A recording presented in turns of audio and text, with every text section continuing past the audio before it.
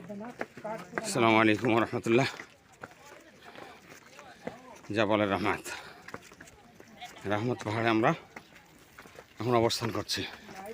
এই সিঁড়ির মতো করা আছে, যেটা সম্পূর্ণরূপে এর আগে আমরা গাড়ি হেরাই উঠেছি। সেরকম ধরনের সিঁড়ি করা আছে।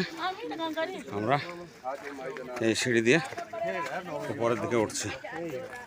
যারা সব আমরা যাত্রী আছেন, তেনারা সব উপস্থিত আছেন। তেনাদেরকে নিয়ে আমি এখন উঠছি উপরের দিকে।